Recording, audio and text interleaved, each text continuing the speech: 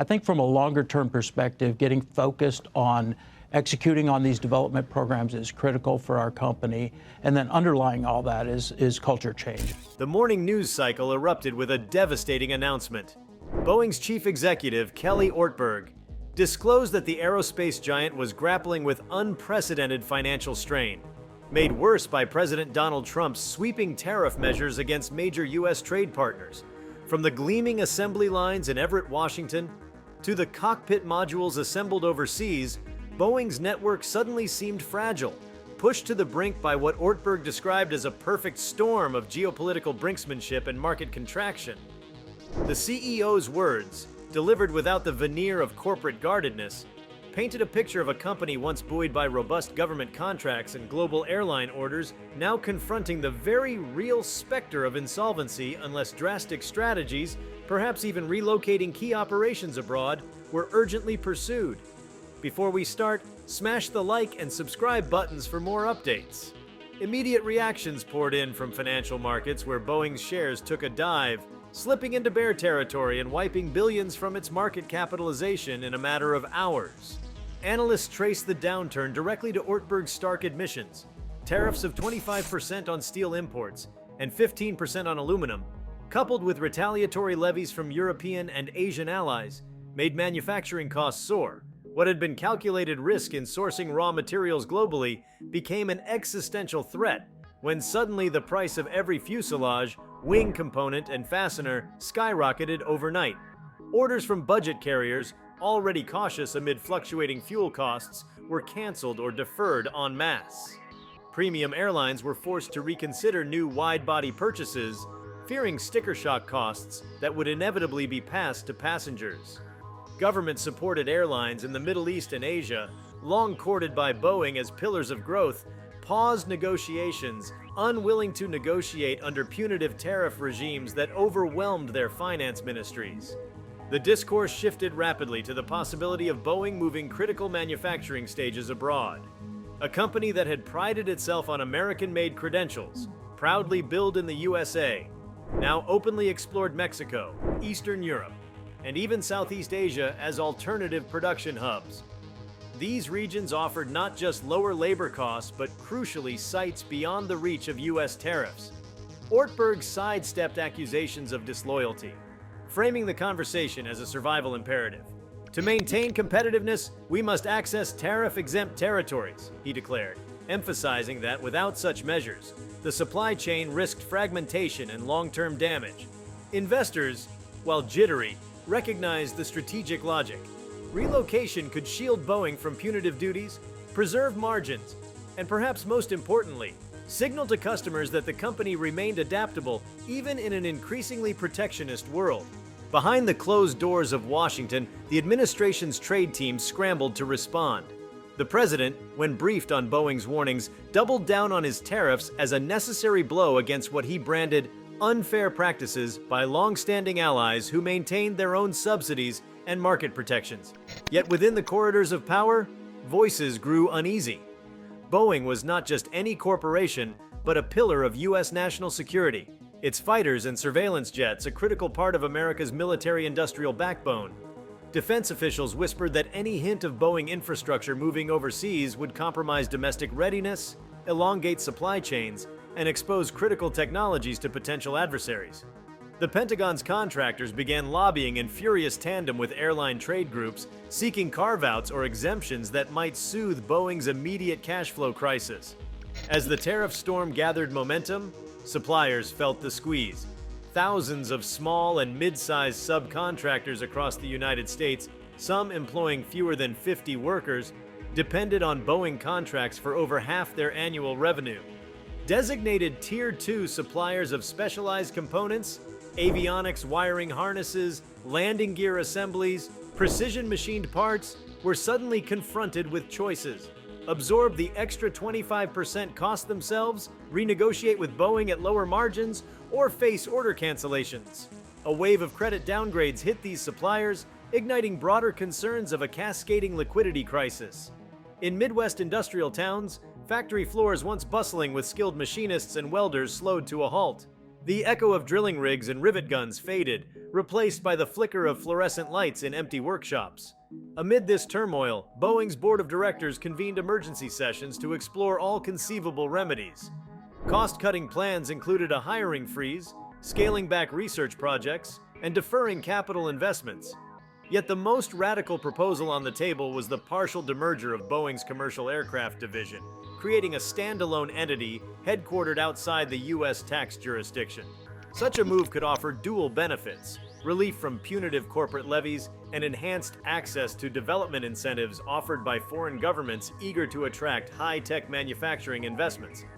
The legal and logistical challenges were staggering, relocating thousands of engineers, unraveling decades of integrated supply chains, and navigating multiple regulatory regimes. But board members, eyes darting nervously at stock index tickers, conceded that half measures might prove insufficient to avert deeper losses.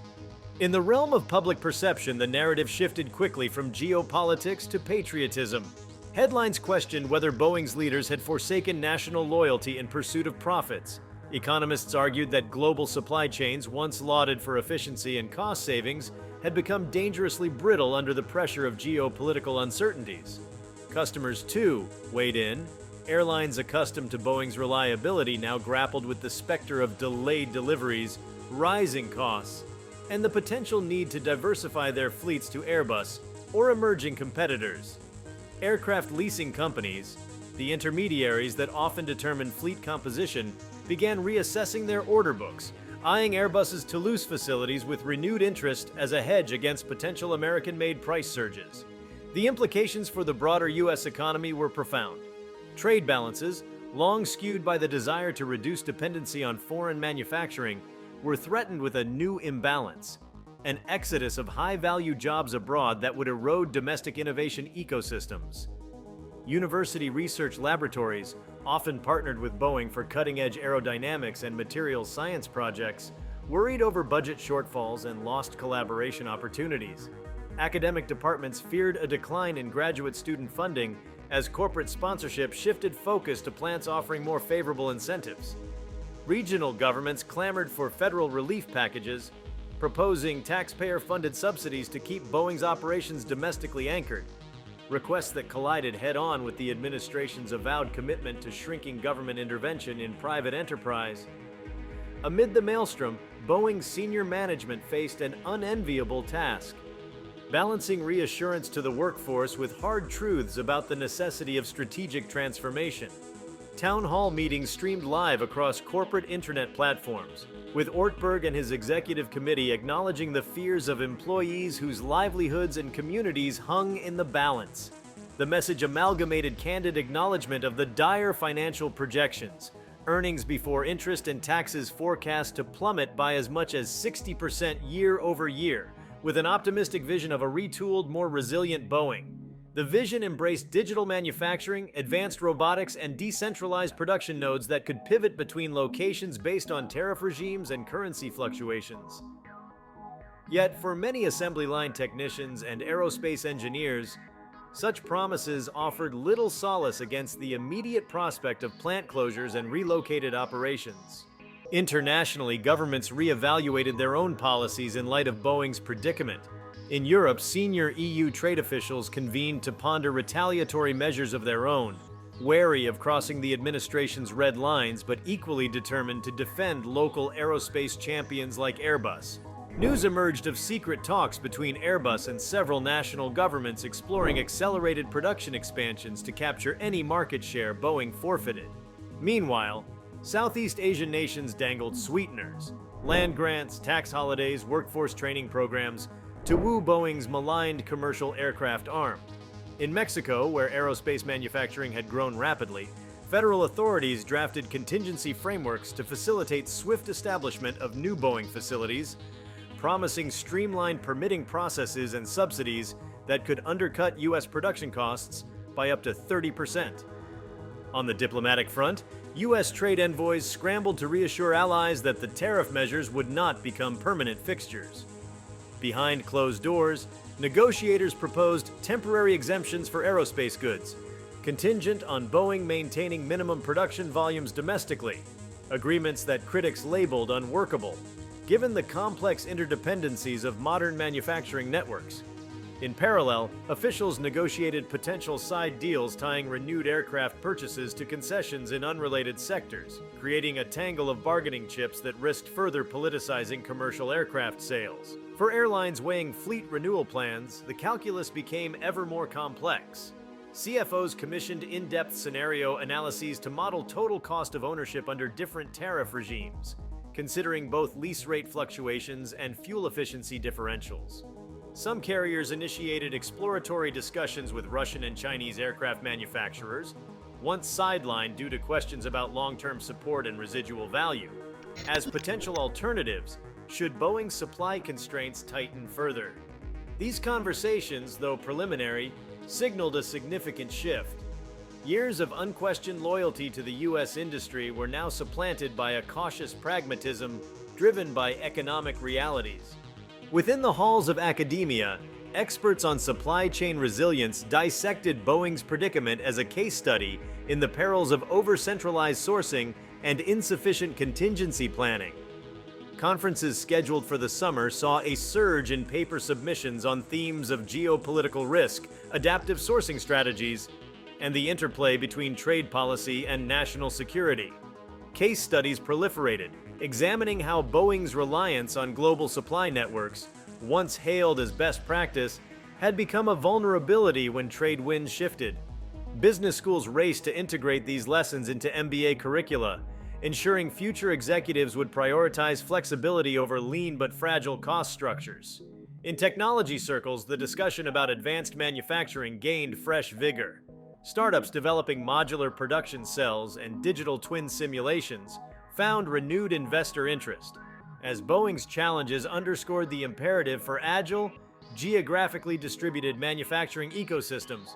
Software firms offering blockchain-based supply chain traceability platforms touted their solutions as crucial for managing tariffs and trade compliance across multiple jurisdictions, promising executives real-time visibility into the tariff exposure of every component.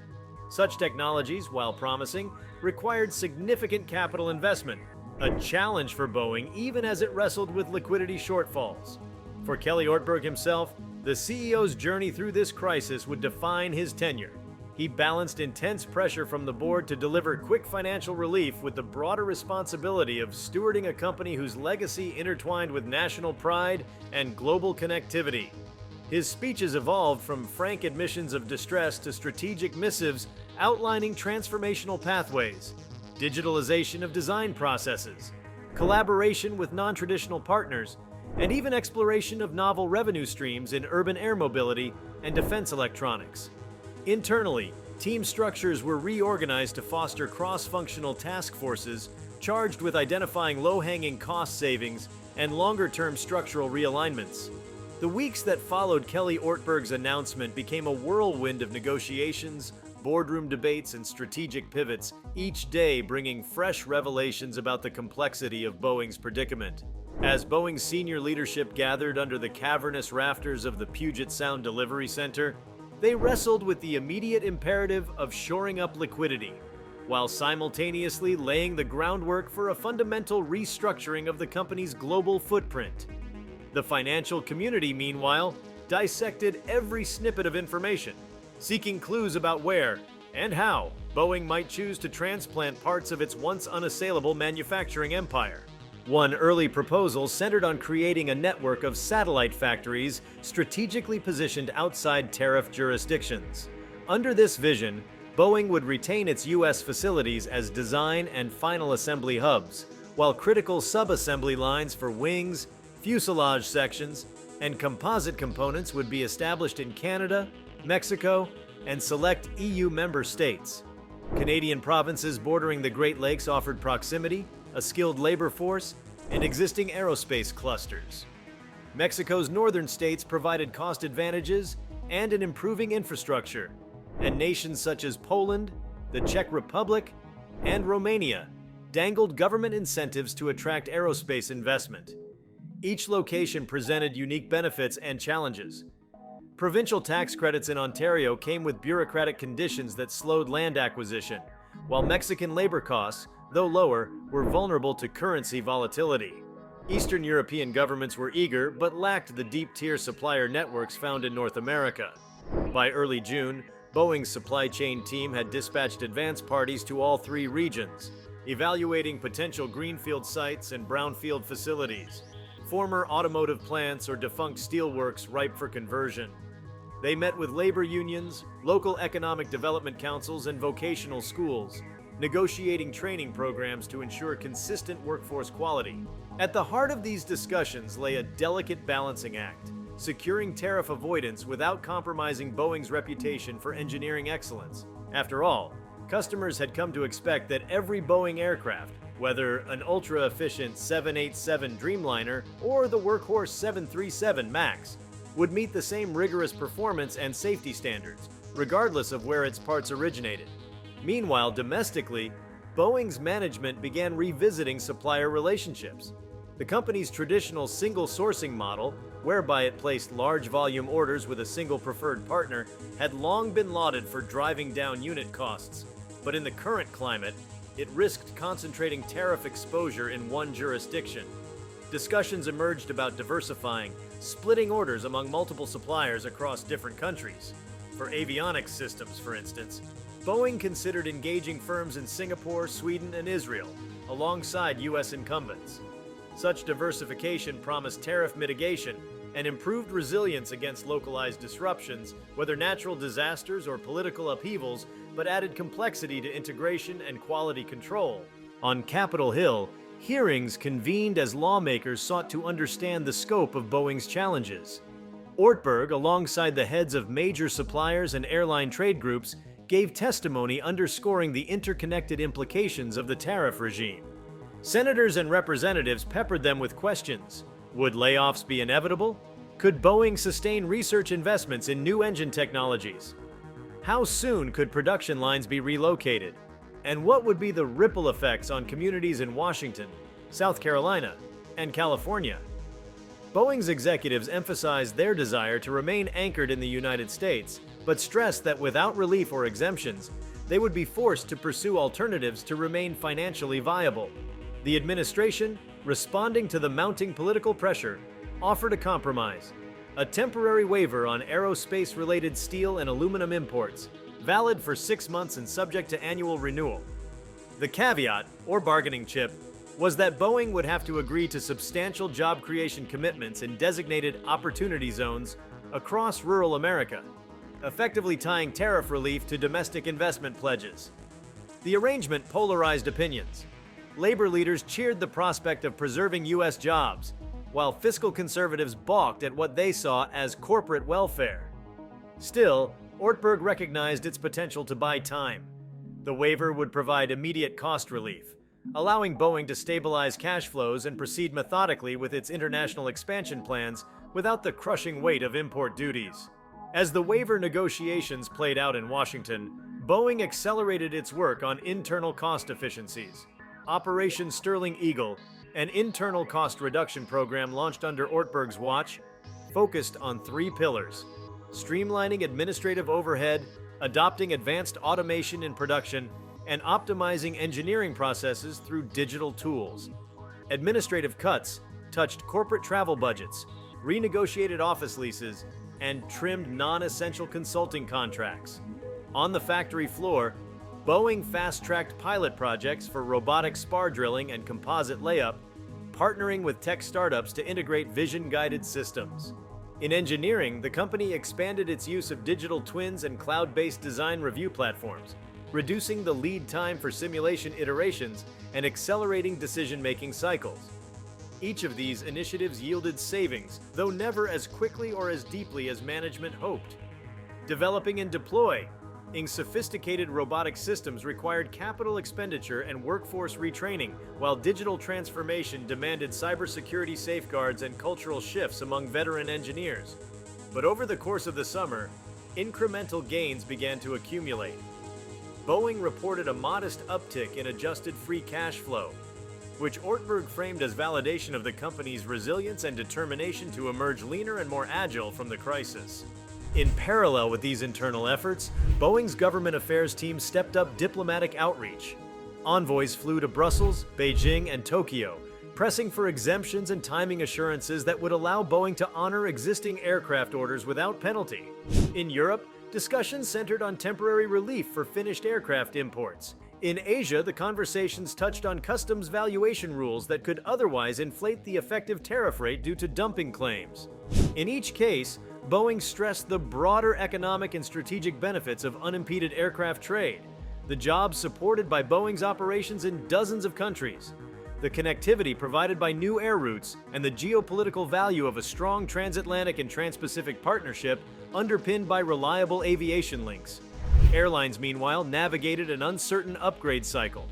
CFOs faced a balancing act between postponing deliveries to hedge against price increases and accelerating orders to lock in current pricing, and risk operational bottlenecks if Boeing's production slowed. Lease companies sought contractual extensions to delivery windows, while revenue management executives re-optimized network schedules around their existing fleet's capabilities. Passengers, though largely unaware of the tariff minutiae, felt the impact through fare adjustments on new routes and limited availability of the latest fuel-efficient models. Environmental advocates too weighed in, pointing out that any delays in deploying next-generation aircraft would hamper carriers' efforts to reduce emissions, potentially undermining industry commitments to net zero targets. Industry analysts offered a spectrum of forecasts. Some projected that Boeing could weather the tariff-induced storm through a combination of disciplined execution and policy relief, returning to stable growth within 2 years. Others warned of a drawn-out muddle, with Boeing's commercial division drifting in low production rates, hampering its ability to invest in breakthrough innovations like supersonic travel or electric vertical takeoff and landing (eVTOL) concepts. In the most pessimistic scenarios, Airbus would consolidate its market leadership, reaping the rewards of a more tariff-resilient European supply chain and further entrenching its customer relationships through aggressive pricing and flexible financing packages. Against this backdrop, Boeing's board prepared contingency plans for a more radical corporate restructuring. One contemplated carving out the defense arm as a fully independent company.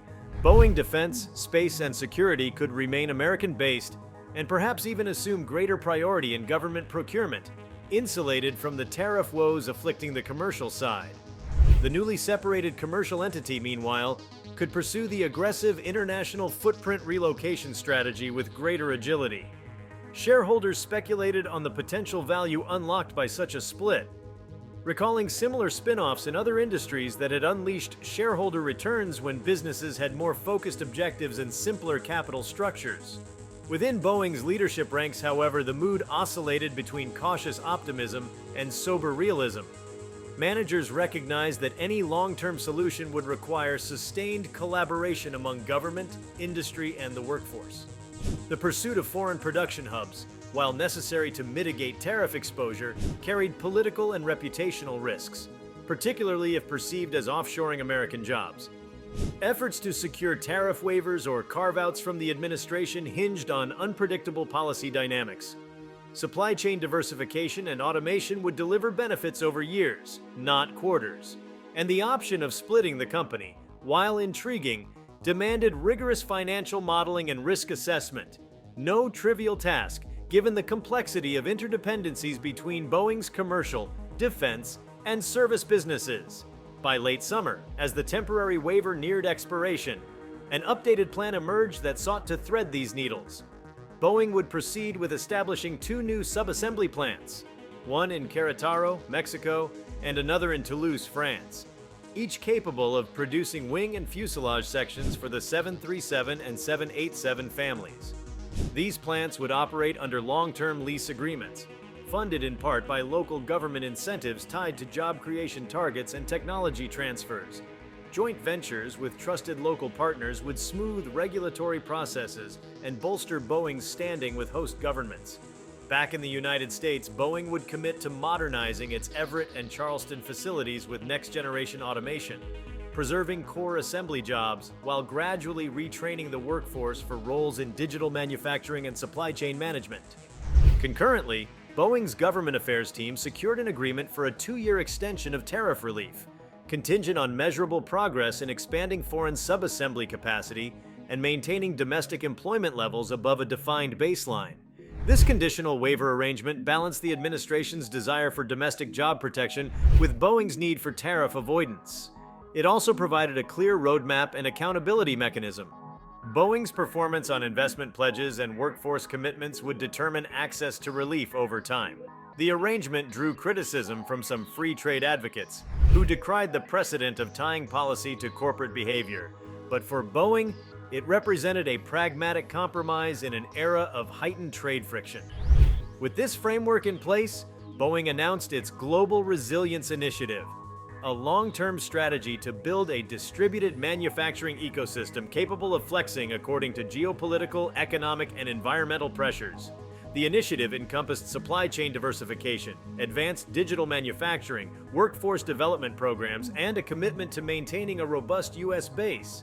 It framed the move not as an abandonment of American roots, but as an evolution, positioning Boeing to lead a new era of aerospace manufacturing resilient to tariffs, currency fluctuations, and shifting demand patterns. Critics in some quarters dismissed the initiative as too little, too late, arguing that Boeing's competitors had moved faster to globalize and digitize their operations, leaving Boeing perpetually reactive. Others warned of the cultural challenges inherent in weaving together sites across continents, with disparate languages, labor practices, and regulatory frameworks. Proponents, however, pointed to the necessity of the plan.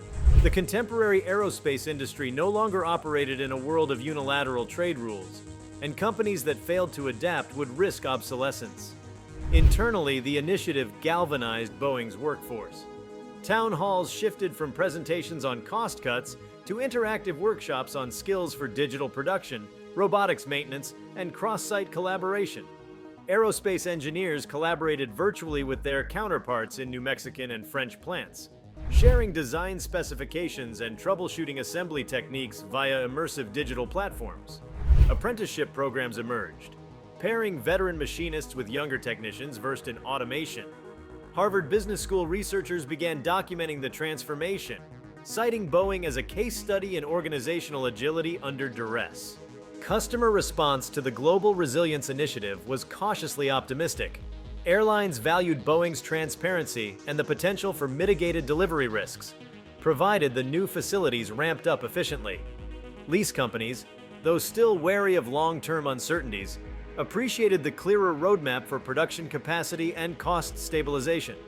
Suppliers welcomed the return to multi-sourcing strategies, seeing opportunities to expand their role across different regions. Governments hosting new plants touted the investment as a vote of confidence, while U.S. state and federal authorities touted the preservation of core assembly jobs and the upskilling of the domestic workforce. By autumn, Boeing's financial results reflected the initial fruits of its efforts. While revenues remained under pressure, the company reported stabilized margins on new orders, thanks to tariff waivers and improved efficiency measures. Cash flow turned positive in the quarter, alleviating immediate liquidity concerns and enabling Boeing to hold off on deep cuts to R&D spending. The stock, though still below pre-crisis levels, showed signs of recovery as investors gained confidence in the strategic plan. Even as Boeing gained traction, new challenges emerged. The ongoing trade tensions between the United States and China threatened to create fresh tariff barriers on imported titanium and specialty alloys essential to advanced jet engines. Currency fluctuations raised the specter of rising costs in the Mexican and European sub-assembly plants. Political changes in host countries introduced uncertainty around incentive programs. And the relentless pace of technological innovation, electric propulsion, autonomous flight systems, and data-driven maintenance services demanded continued investment at a time when Boeing's capital was already stretched thin. Yet through it all, the company's newfound emphasis on resilience and flexibility provided a framework to address each hurdle. Boeing's procurement teams hedged currency exposures, its executives engaged in continuous dialogue with host governments, and its R&D divisions prioritized modular innovations that could be integrated across the global ecosystem. Shareholder letters began to emphasize the networked enterprise model, portraying Boeing not as a monolithic factory in Washington state, but as a constellation of plants, engineering centers, and service hubs spanning the globe. By the end of the calendar year, The initial shock of the tariff imbroglio had given way to a cautiously optimistic narrative. Boeing had weathered a crisis that had threatened to upend its business model, demonstrating an ability to pivot, negotiate, and reforge its supply chain in the face of unprecedented headwinds. While the road ahead remained fraught with uncertainty, the company's embrace of a distributed manufacturing ethos positioned it to navigate future trade disruptions with greater agility. If you liked this video, please give it a like and subscribe to our channel. Also, leave your comments below and tell us, what are your thoughts on Boeing's crisis? Will they really move abroad after tariffs? We want to hear from you. Thank you for watching and see you next time.